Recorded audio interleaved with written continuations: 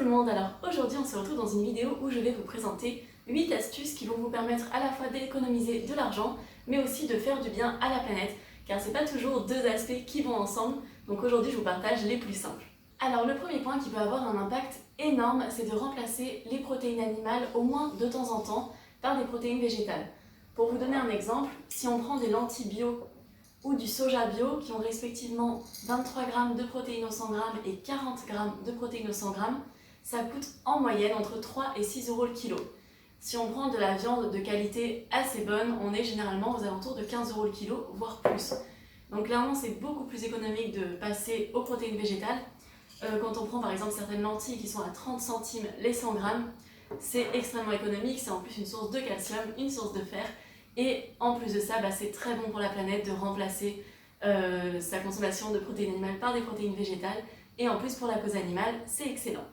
Avec tout ce qui est lentilles, pois chiches, haricots rouges, haricots noirs, fèves, pois cassés, vous avez plein de plats que vous pouvez faire. Je donne d'ailleurs plein d'idées sur ma chaîne de recettes de galettes de légumineuses. Vous pouvez faire des hachis parmentiers, vous pouvez faire plein de recettes mais 100% végétales qui auront un goût très proche de ce que vous connaissez et qui permettent quand même de varier un petit peu. Ensuite, ça va plutôt concerner, pour ce petit point numéro 2, les personnes qui ont leurs règles. Donc il y a environ 5 ans, je suis passée à tout ce qui était protection réutilisable. Donc je suis passée à la cup que je ne vais pas montrer ici. Et également, en complément, j'utilise des culottes menstruelles donc qu'on lave en fait après les avoir utilisées. On les garde la journée, pas la journée entière, mais la demi-journée en gros. Et après on les lave, ou sinon, plus abordable, il va y avoir les serviettes lavables. Je préfère personnellement la cup, je trouve que c'est ce qu'il y a de plus rentable et de plus pratique la plupart du temps. J'ai acheté ma cup du coup il y a 5 ans, elle m'a coûté environ une vingtaine d'euros, sachant que j'avais calculé qu'en moyenne, mes règles me coûtaient entre 7 et 10 euros par mois d'achat de tampons et de serviettes avant. Donc clairement la cup en quelques mois c'est rentabilisé. Tout ce qui est culotte de règles ou serviettes de règles, c'est un peu plus long à rentabiliser puisque ça coûte un peu plus cher, quoique je sais qu'il y a des packs de serviettes de ce type. Je vous mettrai le lien en barre d'infos si vous voulez, qui coûtent pas très cher. Les culottes de règles sont plus pratiques que les serviettes, mais coûtent un peu plus cher. Il faut compter en moyenne entre 20 et 35 euros une culotte de règles et il en faut au moins 2 ou 3 pour faire son cycle tranquillement. Donc c'est quand même rentable sur le long terme, mais je comprends très bien que sur le court terme ça puisse être un peu plus compliqué. Donc si jamais vous supportez tout ce qui est tampon, normalement vous supporterez la cup et dans ce cas-là je vous conseille de passer à la cup et éventuellement sinon aux serviettes lavables si vous avez un très petit budget. Si vous voulez investir un peu plus, vous pouvez passer aux culottes lavables qui sont très confortables. Je les utilise généralement en fin de cycle quand j'ai la flemme de mettre la cup. Le troisième point qui pour moi est assez important, après je comprends que ça puisse prendre un peu plus de temps et qu'on puisse pas toujours le faire, mais vous pouvez essayer de le faire sur certaines choses, c'est de cuisiner maison. Par exemple, récemment j'ai commencé à faire mon lait de soja maison. Ça faisait des années que je l'achetais en briques. Une brique de lait de soja, c'est généralement pour une brique de lait de soja bio, c'est 1,10 €. Quand je fais mon lait de soja maison, le litre me coûte 40 centimes et en plus je récupère de l'okara avec lequel je peux faire plein de préparations. Je peux faire des cookies, je peux faire des petits crottins salés à l'okara qui sont délicieux. Donc la cuisine maison c'est très économique. Même si par exemple vous voulez faire un gâteau, quand on prend un gâteau d'assez bonne qualité dans le commerce, c'est tout de suite quelques euros, ça coûte un petit peu cher. Faire un gâteau aux pommes par exemple maison ou un gâteau yaourt, ça coûte pas grand chose, ça vous fait un goûter vraiment économique et bon. Et en plus de ça, c'est très écologique parce qu'il y a beaucoup moins d'emballage. C'est toujours bien mieux de passer au fait maison quand on a le temps. Le quatrième point, ça va être de se faire des restaurants par plaisir et jamais par flemme. Je m'explique. En fait, la plupart du temps, je ne sais pas si par exemple si vous travaillez en entreprise, vous voyez que le midi, la plupart des gens commandent. Ils vont utiliser leur ticket resto d'environ 8-9 euros pour acheter un sandwich ou pour acheter une salade vite fait quelque part qui finalement coûte pas très cher à faire. Ça ne veut pas dire qu'il ne faut jamais aller au restaurant parce que je pense qu'il faut soutenir à peu près toutes les entreprises, mais vous avez un budget à tenir aussi, essayez d'aller vraiment au restaurant pour manger quelque chose de bon dans un truc de qualité qui vous fera vraiment plaisir et au quotidien vous pouvez cuisiner des choses maison. Généralement on peut se faire une très bonne salade maison pour environ 2 euros et se régaler. Ce que j'ai utilisé quand j'étais à la fac et ce que mon copain utilise actuellement pour le boulot, vous pouvez passer au contenant en inox comme ça qui permettent de garder le froid ou le chaud selon ce que vous mettez dedans. Donc par exemple, cette boîte là est très pratique. C'est Quetch mais il y a des tonnes de marques qui en font aussi, c'est pas pour faire de la pub ou pour un produit en particulier. Vous pouvez mettre, je sais pas, votre risotto, votre salade composée, vos pâtes à la sauce tomate, enfin ce que vous voulez dedans. Par-dessus, vous pouvez ajouter une petite tranche de pain ou un petit morceau de gâteau ou des noix, je sais pas, ce que vous voulez aussi. Et ça va garder la chaleur ou le froid pendant environ 6 heures. Donc vous le faites le matin, le midi, vous avez votre repas. C'est aussi pratique quand vous partez en randonnée par exemple. Nous à Marseille, quand on décide de passer la journée dans les calanques, c'est toujours très pratique d'avoir ce genre de contenant. Et pareil pour la gourde, donc ça c'est un tout petit modèle, donc plutôt pour mon copain quand il travaille ou quand il fait pas trop chaud et qu'on a juste envie d'avoir un petit peu d'eau sur nous, de l'eau ou du thé, vous mettez ce que vous voulez dedans aussi. Il y a des modèles plus grands qui existent qu'on va utiliser plutôt pour la randonnée ou pour les grosses sorties, mais ça permet d'avoir de l'eau bien fraîche et ça garde vraiment le froid pendant 24 heures.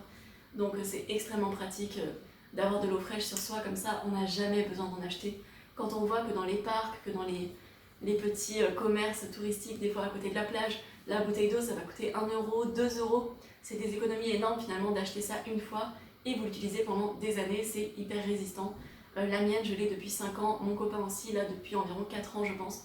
Donc c'est extrêmement pratique et c'est bien plus écologique que tout ce qui est bouteille en plastique, du moment que vous l'utilisez longtemps. Si vous la perdez tous les mois, c'est pas très écologique, mais dans ce cas-là, c'est un autre problème. Cet autre point, je l'avais déjà abordé dans ma vidéo sur l'épargne, mais vraiment, si vous en avez l'occasion, favorisez les transports en commun, le vélo, la marche à pied pour vos déplacements. Même si vous habitez en campagne, il y a aussi des solutions parfois qui existent. Vous pouvez tenter de faire du covoiturage si c'est possible, ou par exemple, mon père a des collègues qui travaillent à 20 km de leur habitation et qui viennent en vélo électrique. Le père de mon copain va au travail en vélo alors qu'il y a environ une quinzaine de kilomètres. Il y a parfois des solutions comme ça qu'on peut trouver. Ça ne veut pas dire qu'il faut le faire tous les jours. Des fois, le père de mon copain a la flemme et n'y va pas en vélo, ça peut arriver. Ou il pleut et dans ce cas-là, il y va en voiture. Mais globalement, la voiture, c'est vraiment un trou à argent et en plus, ça pollue quand même vachement plus que le vélo ou que de prendre les transports en commun. Donc nous, c'est vrai qu'on habite en ville, donc on a fait le choix de ne pas avoir de voiture. Pour le budget, c'est génial, mais niveau environnement, c'est encore mieux. Le secteur des voitures, de tout ce qui est véhicules individuels est un des secteurs les plus polluants, à peu près au même niveau que tout ce qui est élevage. Donc vraiment, viande et voitures, c'est les trucs qui polluent le plus. Ça ne veut pas dire que vous êtes un monstre si vous en utilisez, mais ça veut juste dire que si vous avez l'occasion de changer un peu sur ça, essayez. C'est vraiment un pas énorme. Et je pense que par exemple, quand vous enseignez sur un endroit où vous voulez vivre ou sur un travail, le fait de prendre en compte le temps de transport, ça peut vraiment aussi être un point important à prendre en considération. Le 6e point, ça va être dès que vous pouvez acheter d'occasion. Par exemple, depuis quelques années, j'ai fait le choix de ne plus vraiment consommer dans tout ce qui était enseigne de fast fashion, donc H&M, Zara et compagnie. Je n'y vais plus pour des raisons éthiques mais aussi écologiques. Mais à côté de ça, j'ai pas forcément le budget pour m'acheter tout ce qui est marque française, éthique. Donc j'essaye de le faire pour les chaussures ou les choses comme ça que je vais garder très longtemps. Mais par exemple, je n'ai pas les moyens de mettre 100 € pour un jean fabriqué en France. Donc ce que je vais faire, c'est que je vais acheter d'occasion. Donc dans ce cas-là, soit ce sera quelque chose de très bonne qualité que je vais payer vraiment à moindre coût, ou même des fois j'achète des trucs qui viennent des enseignes de fast fashion, mais j'évite que la personne en gros le laisse dans son placard, ça lui permet de le revendre. Par exemple, cette robe, je l'ai achetée il y a quelques années, elle m'a coûté peut-être 3 ou 4 €. Elle n'est pas du tout de fabrication éthique, mais c'est pas moi qui l'ai achetée directement. J'ai juste évité qu'elle se retrouve moisie quelque part au fond d'un placard ou à la poubelle. Donc ça peut être un moyen, quand on a un petit budget, de consommer un peu plus éthique sans forcément exploser son budget dans des grosses marques. Et je fais pas ça que pour les vêtements, on peut le faire pour les meubles. Il faut quand même faire attention pour les meubles au niveau des punaises de lit, des choses comme ça. Enfin, je dis ça parce que je suis à Marseille et qu'il y a des endroits où il y a vraiment beaucoup de punaises de lit. Donc ça peut être un peu risqué de ramasser un meuble dans la rue. Mais si vous avez des amis qui vendent un meuble, ça peut être bien en fait d'acheter des meubles d'occasion. Ça peut être bien aussi d'acheter son électroménager d'occasion. Dans mon cas, j'ai acheté mon ordinateur d'occasion. J'ai mon ancien ordinateur qui s'est cassé et j'en avais besoin d'un, c'était il y a quelques années. Et je suis allée, donc j'ai même pas pris sur internet ou quoi, je suis allée dans le truc qui est même pas le plus économique possible. Je suis allée dans un magasin de revente de trucs d'occasion. J'ai acheté mon ordinateur 200 € et des poussières alors qu'il valait 450 €, qu'il était presque neuf, qu'il était en super état et que là, quelques années plus tard, il me tient encore très très bien. Donc ça a été une très bonne solution.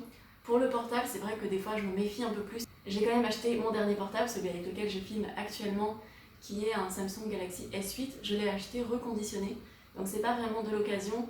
Des fois on peut tomber sur des très mauvais plans quand même, mais dans le cas du mien, il marche très très bien. Je l'ai payé un tiers du prix qu'il valait à ce moment-là. Et vraiment, ça m'a permis d'avoir un portable de bonne qualité sans directement... j'aime pas forcément l'idée d'acheter toujours du neuf, donc ça m'a permis de un petit peu moins polluer et de dépenser beaucoup moins d'argent. Un autre point qui peut parfois être important aussi, c'est que ce qui ne coûte pas cher peut revenir très très cher. Je vais prendre l'exemple de différents apparts qu'on a eu. On a souvent eu des proprios qui ont fait le choix d'acheter des choses très bas de gamme et qui du coup se sont retrouvés à devoir les changer très souvent. Par exemple, dans un des apparts, la proprio a acheté un frigo à environ 80 €. Il a lâché au bout de quelques mois, et vraiment pas de notre faute, il a juste arrêté de fonctionner. Elle a racheté le même à 80 €, et il se trouve que même après qu'on ait rendu l'appartement, ce frigo a à nouveau lâché et elle a dû racheter un frigo. Elle a encore remis 80 € pour un petit frigo très bas de gamme finalement et qui lâche tout le temps. Alors que si dès le départ peut-être elle avait acheté un frigo un peu plus cher, ça lui aurait permis de ne pas en racheter tous les 3 mois. Et enfin peut-être pas tous les 3 mois, j'exagère un peu, mais ça lui aurait permis de ne pas changer tout le temps de frigo comme ça. Et pareil, on a eu des proprios qui ont fait le choix d'installer un matelas très bas de gamme. Résultat, ils doivent vraiment le changer très souvent parce que le matelas s'affaisse sous le poids des gens, ou alors ça peut être le choix du parquet. Parfois, je connais des gens qui ont installé un parquet finalement de très mauvaise qualité parce qu'ils voulaient le payer beaucoup moins cher. Au bout de seulement quelques semaines, le parquet s'est mis à gonfler et à gondoler et du coup ils ont dû tout refaire et repayer beaucoup plus cher que si de base ils avaient acheté un parquet un peu plus haut de gamme. Donc ça veut pas dire que tout ce qui est cher est forcément de bonne qualité, même des fois c'est pas du tout le cas, des fois on paye juste la marque, mais généralement le fait d'acheter le plus low cost possible, c'est pas forcément ce qu'il y a de plus économique. Et le dernier point sur lequel vous pouvez faire beaucoup d'économies et aussi faire pas mal de bien à la planète, c'est de simplifier tout ce qui est produits d'hygiène et de cosmétiques. Par exemple, nous, à part, on a un petit produit à vaisselle qu'on utilise rarement pour les choses qui accrochent vraiment, sinon on va faire notre vaisselle avec un savon par exemple. Tout ce qui est entretien de la maison, on le fait avec du vinaigre blanc, on va utiliser du bicarbonate de soude et du savon. Et pour ce qui est de notre hygiène personnelle, par exemple, j'utilise des savons en bloc comme ça qui coûtent presque rien. Je n'applique pas des tonnes de choses sur mon corps. Ça fait des années que j'ai pas acheté de crème hydratante, de choses comme ça. La plupart du temps, j'utilise ce qu'il y a de plus simple. Pour me démaquiller, maintenant, je suis passée à l'eau florale. Donc j'achète une petite bouteille comme ça qui me dure très longtemps et qui coûte pas très cher. Et dans tous les cas, je me maquille pas tous les jours, donc au final, j'utilise pas beaucoup. Mon budget hygiène et cosmétique est vraiment bas. Je vois que dans certaines vidéos, des fois, qui parlent de budget, les gens disent compter entre 50 et 100 € pour une personne seule. Je ne vois même pas comment on peut dépenser autant. Enfin, c'est pas un jugement si vous le faites, mais dans mon cas, 50 à 100 € c'est peut-être mon budget annuel et encore, je sais même pas si je dépense autant à l'année en hygiène et cosmétique. Je pense qu'en simplifiant le plus possible, ça permet de faire beaucoup d'économies et vraiment d'éviter d'avoir des tonnes et des tonnes de bouteilles, de produits qui traînent dans votre salle de bain que finalement vous n'utilisez pas tant que ça. Ça peut permettre d'être vachement plus dans une démarche écologique. Et donc c'est tout pour mes 8 conseils pour faire des économies tout en faisant du bien à la planète. N'hésitez pas à en ajouter si vous en avez d'autres à me dire en commentaire, ça me ferait très plaisir de les lire. Et si vous n'êtes pas encore abonné et que vous découvrez cette chaîne, n'hésitez pas à vous abonner.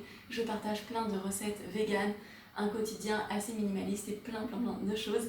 Et en attendant, je vous fais de gros bisous en attendant la prochaine vidéo. Ciao!